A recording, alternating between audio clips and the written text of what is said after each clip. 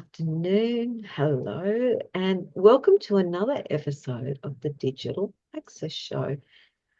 Digital Access Show is where we talk about communication, we talk about usability, and we talk about digital accessibility. Because after all, if you want good communication, it's got to be usable. And if it's digital communication, it's got to be accessible. This week's guest is a guest with a difference.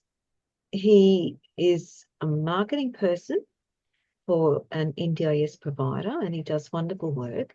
And the reason that I've asked Mark to come on is because we have these great conversations about beliefs and perceptions. So this month, our theme is perceptions and about how people's perceptions and belief inform their decisions and everything about it. And, do people challenge their decisions? The reason it's important for people with disability is it people assume that everyone communicates in the same way, that if they can see the website, everyone can see the website and access the website. So please welcome Mark Warren. Mark, thank you. Thanks, Narelle, for that lovely introduction. Yeah, Oh, so go ahead. yeah, look, Mark, just tell us a bit about yourself. Obviously, you and I have been friends for a while now. And just tell us a bit about you and why you're interested in this type of information. So yeah, I'm early 40s. My disabilities are dystrophic dwarfism and hearing, hearing, hearing loss, I guess. Sure, there's a Mm. bit of words in that. Um, so my hearing and my physical disability affects every facet of my life, and Um, yeah, I think much like yourself in the vision impairment area, my hearing tends to have a large impact on my engagement with people out in the community. So yeah, having a hearing disability definitely it creates issues for myself. Yeah, I know like the last time we were at a cafe together, and I think Rocket, my guide dog, must have been getting some treatment. He wasn't there. And I will tell you, Mark has a wicked sense of humor because we were going up to the counter or something. I didn't know where the counter is. So I had to say to Mark, look, I'll follow you. And I forgot Mark uses an electric wheelchair. Well, in the end, I had to say, Mark, make a sound. And yeah, it was a certain friend that's rolling up to the counter going beep, beep, beep, beep. And all I could think is, God, Mark. And I think everyone else in the thing was laughing, but I'm walking along thinking, well, at least I can hear it. It's the solution for the problem we had that day. Outside the square, it worked, didn't it, Mark? Yes, it certainly did. I don't remember it quite that way, but Oh, okay. I You believe tell you. us your No, no, memory. no, no, no. I believe you if it happened that way. I have a terrible memory, so my apologies. Yeah. But No. I do remember another time where I took off and not took off on purpose, but I think you were left behind, and then yeah, I think that might have created issues. So that last time. I made sure that I made sure that you were following and guided the right way. Yeah. Because one of the things that people have, and what we've talked about before, and we've talked about a bit, is people's beliefs and perceptions. Like we both work full time. However, a lot of people really do think that people with disability don't work, don't they? Oh, definitely. I get that all the time still. They'll ask me what Yeah, I do for work or if I work and I'll tell them and then they'll be surprised and like, oh, gee, that must be hard. And I'm like, no, not really. It's the job, you know. I yeah, I have the capacity to work and I work, you know. that's it, isn't it? And one of the big things with that is, and I liked what Emma Bennison, she used to be the CEO of Blind Citizens Australia, and she's one of our podcast guests from last year. And she said, people have a really low expectation of what we can do. And that builds into their beliefs and their perceptions, doesn't it? Yeah, definitely. It's something I still struggle with, even Mm. in my early 40s, is to not try to believe more in myself. Mm. And look, I struggle with it too. One of our conversations, or a few of our conversations, is we both end up at the same expos, disability Yeah. expos, NDIS expos, network marketing things. And we come out of it and then we'll have one of our lunches afterwards. And we both struggle with similar things. Is you go to an expo, obviously you're working a table. For me, I'm just going around and talking to people. And they really don't think about how we communicate, do they? Yeah. So I guess for myself, I may not hear someone's cue that they want to talk. Mm. So for myself, that's something I have to be ever watchful for. Yeah. And it affects all parts of our communication. For me, and I've mentioned it so many times, how I get given business cards or flyers and they're on paper and I can't read them. And I actually have two options or three options. One, use the tools I've got on my phone to read it. Or two, the second option is pay someone to read it for me. Or the third one is just don't worry about it. And that's sad because, yeah, I'm missing out on some information that may help me, but that business is also missing out as well because they haven't taken into account the many ways that we all communicate. Definitely. And I have to say we're not perfect either as the company I work for, Yeah. but it is something we're always aware of. We know that Braille may not be widely used, but we've started adding it to some of our business cards. Oh, Um, fantastic. so we started doing that in the last year or so. So that's something we've added as a company. Yeah. Um, I guess a wider issue for it I see is that we kind of and it might be getting off track, but we've become a commodity for for the industry, which has now been created around the NDIS, and they will talk the talk, but they won't walk the walk. I Uh, agree. For me, if it's someone like I trust you or like the friends that I trust, and I might say, I'll go use this support worker or this plan manager or whatever the service is that I'm looking for, if it's you that says, oh, I use this, they're great, that's fine. However, if it's someone I don't know as well, or you just get referred by someone on Facebook or yeah, LinkedIn or whatever it is, I always like to go and look at their website. And the moment I can't access all of their website, it doesn't make me trust them. And we're inviting them into their home, into our home, aren't we? They have to come to our home to help us out. yeah. Having an accessible website is definitely every company should have. Yeah. And it's something we try to do. And again, we're perfecting that. But even I struggle with someone who can use both the mouse and keyboard. And I still struggle on a lot of websites sometimes. So it's definitely something that's a much wider society issue as well. Mm. Where do you struggle with websites? What are the issues that you find as someone who can use a mouse and a keyboard? I guess some pages are not very clear on the directions Mm. on what they're showing you. So it's just unsure of where to click or where this page is taking me type stuff. Yeah, it's as you said, that's an issue that every person will experience, not just us with disability. Hmm. When you said it's a society-wide issue, I agree with you, but do you think society is interested in fixing it? I think society's always been about themselves and taking the easy road. Yeah. You just look at the housing standards Mm. and now they're supposed to build to a certain standard. Um, so, but they're still yet to agree on that and implement that widespread. So, that definitely shows you a little bit about having to bring bring society along kicking and screaming for something that benefits everyone. Like a ramp isn't just for someone in a wheelchair. It's for someone who's gonna grow old and not gonna be Parents with that nimble prams. anymore. Yep, Yeah. people with prams. I mean, Yep. And you know, prams.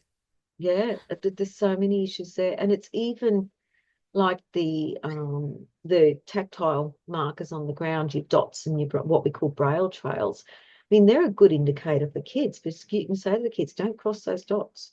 They're Yeah. saying there's danger. You have to stop when you see those dots Yeah. and check. The tools are there that people can and do use. One of the big ones at the moment, and frustrates me, is captions. And do you use captions a lot, Mark? Yeah, I love captions in my daily life. Mm. It's how I find out some songs, their lyrics. I struggle with a lot of songs with not being able to hear what they're saying. So Yeah, definitely captions on the music videos and stuff like that definitely yeah, help me. And for my TV habit, watching like Netflix and stuff like yeah, that. So it's definitely something I use every day. yeah. One of the things, being hearing impaired, do people automatically assume that you know sign language? Actually, I don't. Maybe once or twice in my life, I've had someone sign, Mm. like someone who is the right terminology. Sorry, someone who was Yep, born without hearing. yep. Um, and I'm like, oh, I'm sorry, I can't read or do sign myself. Mm. But other than that, not really. Yeah. Um, yeah, I'm not quite sure what I would do in that situation. I mean, Mm. I do my best, but Yeah. it's not really something I've had to deal with.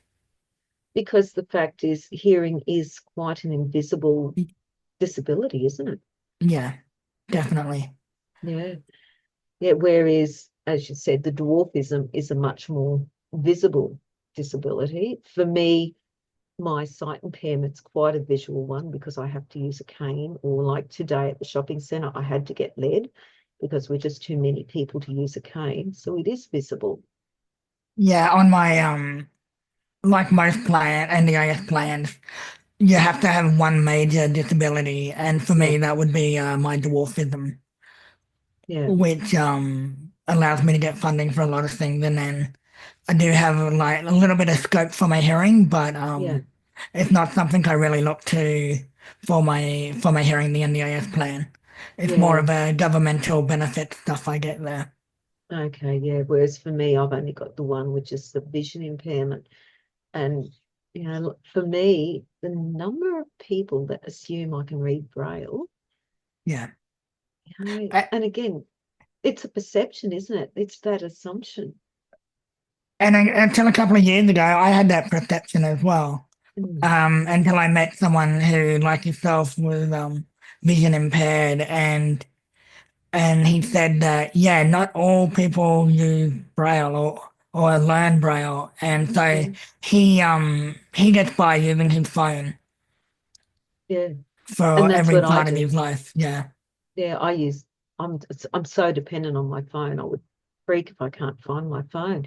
Because for me, Braille, one of the problems with Braille and why some people never learn it, I lost my sight later in life, but my fingertips are very work worn. And yeah, so they don't have the sensitivity that you need to really um, distinguish the letters in Braille because they're dots that are quite close together. If you learn it as a kid, it's much easier. And it is another language. It's like yeah, Auslan, they're languages. One of the things that was described to me in another podcast was Auslan's quite a visual language. And so the grounding, the wording that is used in the Auslan is very different to the wording that's used on a web page, the grammar, the punctuation. And that's the same if you come from other countries. People don't see why you can't, with a website, just use it. But for me, everything's got to get converted to sound. And if it doesn't convert to sound in the right order, I'm lost. yeah. So I what No, just to throw a question at you, what Yeah. what would be an ideal website for yourself visiting? An ideal website for me is a website that has been made accessible, so meets the digital accessibility standard, but it's also usable. In other words, I can get the information out. I can use my shortcut keys that I use for um, using a screen reader. I did an audit on one not long ago, and it was actually the Australian Energy Regulator website. There were some minor issues, but it was mostly usable. I could hop on, and if I needed to find out some information, I could do it. And it was such a pleasure to audit. But then if I go and try and look at the people that supply our electricity, that where we pay the bills to, or the distributors, their websites are so hard. There's so much information crammed into them. They're not well structured. It's all I can think. It's like, that shop front where they've said we need to put one of everything that we sell in the shop window. And so you've got this really cluttered window, Yeah, and then they've got pick this over and over again. It's too much information. Categorize it, put section headings so I can say, well, I'm interested in fruit. So I just can go to the fruit section and see, oh, yeah, that's the fruit. But if you've got like just listed in alphabetical, it's too much information. It does my head in. So I just leave the site. And it's the same for any NDIS provider.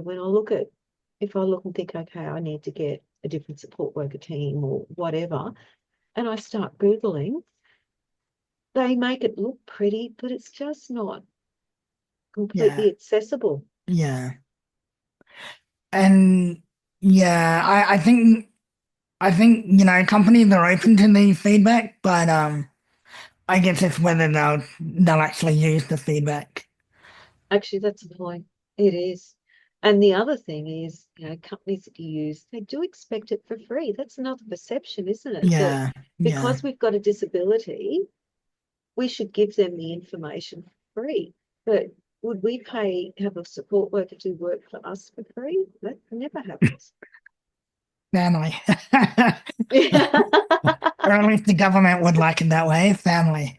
Yeah, yeah, that's it.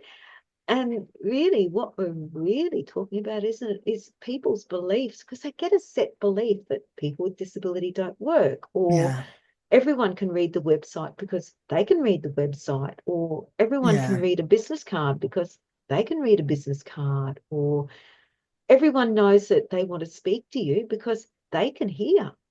Mm. What do you tell people? How do you deal with that situation? I don't know. I guess it's a case by case. Mm. Um, I'm very fortunate in my role. I get to meet all sorts of people and Mhm. try to help them on their NDIS path.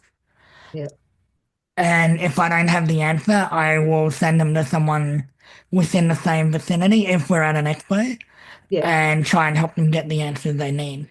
yeah. But that's reliant on them, you knowing that they want to talk Yeah. to you. Yes. And that's the issue. It's that thing there, because I don't necessarily see people want to talk to me unless they say, oh, True. Narelle. True. And I And just don't see it. I spotted you from a way away at the last Brisbane Disability Expo. Yeah. And you came to And me. yeah, Yeah. because I knew that you may not get around to me because Yeah. you're such a busy person as it is. So I knew I had to come hunt you out. Yeah. But that's what it's all about, but Yeah. you also do the one thing that I really love. It's always, hey, Narelle, it's Mark. Well, Mark Warren. well, Lovely. that's something I've learned, over the years. Mm, Because I've had, a few visual impaired friends, and mm. so it's just something that's become second nature with the way Yeah. I address people, even sighted people. I'll go, hey, it's Mark or whatever. So Yeah. yeah, and there are a few apps popping up and about, like that that are will tell you where, like, for the Disability Expo, they're the company that do an app that register every storeholder. Bindi Maps. Yes, Yeah, they're awesome, uh, aren't they? yes, they're great, and I've talked to them a couple of times, and yeah, I think that's the great usage of technology, Yeah, and yeah, help people like yourself. and that's it, isn't it? Yeah, I suppose we everyone has their beliefs,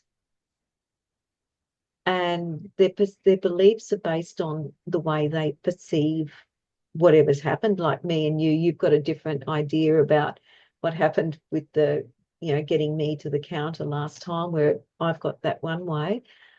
And it doesn't mean it's wrong. It's just each of us has our own beliefs. But when decisions are made based on beliefs and the beliefs aren't tested, that brings into question the decision, doesn't it?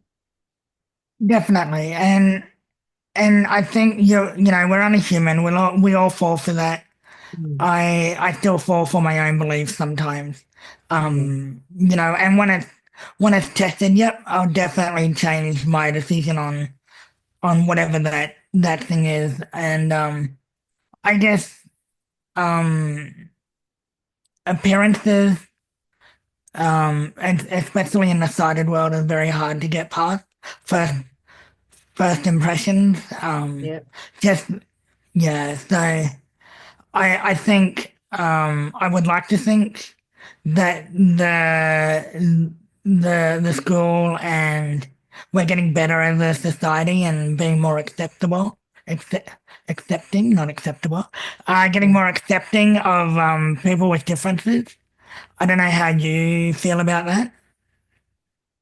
I think generally, yeah, people are. They don't, I think because we're out and about more, and it's just we're normal people. We're out, we're doing the shopping, doing the groceries, paying the bills, getting the petrol. Well, you get petrol for your car, I don't. So they still don't let me drive a car. But I don't know we're out why. there. I think it's discrimination, really. I'm, what can I say? Pure Mm, discrimination. Why do you need sight to drive a car? It's not a yeah. big thing, is it? No. Really? But yeah, it comes back to, yeah, they're starting to be acceptable, but the moment someone behaves in a way that they don't see as normal, I still, people stop and stare, don't they? Yeah. And that's And sad. that's something I personally let go of years ago. Mm. Yeah. And now I'm just like, oh, they've never met someone like me before. Well, that's fine. I'll do my best to make a good impression. And maybe the next person they may treat them a little bit more, I don't want to say Respectfully. normally, but yeah, respectfully. Uh, Yes. Yeah, I'm with you on that. And, even with digital accessibility, all we can do is ask. And communication, look at your belief patterns. Not Yeah. everyone communicates the same way. I mean, look at you and I, you've got the hearing impairment, I've got the sight loss. So when we have lunch, you use the eyes and tell me what's on the menu. I use Yep. my ears and I can order it. So we both get what we need. However, other people seem amazed that we can do it. Yeah. That Wow. we're just normal, Yeah. Yeah. Yeah. very normal. You just got to be adaptable in this world, and we can only do so much to try and mold the world to the way we want it. And like you said, that's slowly happening, and I think we'll get there one day. But yeah, Rome wasn't built in a day, I guess. No, and that's it. Mark, is there any last message you want to give people to have a think about in regards to beliefs and perceptions and what we've talked about? Or do you think we've covered it all? I think we've done a really good job today. Yeah. Thanks for having me today. Very Yeah. enlightening, and hopefully I've left your guest a little bit more knowledgeable. Oh, Uh, yeah. Look, can't not, because I think your last thing was people being adaptable is the best piece of advice you give everyone. yeah. Yeah. Uh, Mark, how can people contact you if they want to keep talking about what we've talked about today in regards to the way we live our lives, beliefs, and perceptions? I love my job. So yeah, I work for a Brisbane plan management company for the NDIS. Mm. They're called First to Care Plan Managers, Plan Yep. Management. And I think the best way for anyone to contact me if they'd like to pick my brain or hear some more Yep. would be mark at firsttocare.com.au. So that's FIRST, the number two, CARE. And that's the best way to contact me. And yeah, I welcome anyone to reach out and say hi. No, thanks, Mark. Well, thanks for being on the show. I think, yeah, just even, I think even when we have our lunches, people do a bit of a double take at times when I listen for your chair and I just follow you and you read the menu, but we manage. We're normal people. And, one of the things I'm saying to everyone, break that belief. Everyone's normal because everyone's different. So if you like what we do, please like, share, subscribe, review, share it with everyone, because people with disability are out there working full time. And one of the things that is a barrier for us is people's beliefs and perceptions, and even with digital accessibility, with the way we communicate. The tools are there. We've only touched slightly on it because we wanted to talk beliefs and perceptions this week. But everything's there, the technology's there that everyone can communicate. We'll see you next time. Bye bye.